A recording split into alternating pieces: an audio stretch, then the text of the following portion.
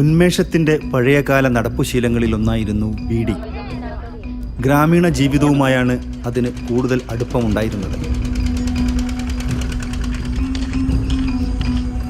പറഞ്ഞു വരുമ്പോൾ സ്വാതന്ത്ര്യ സമര കാലവുമായി പോലും അതിന് ബന്ധമുണ്ട്.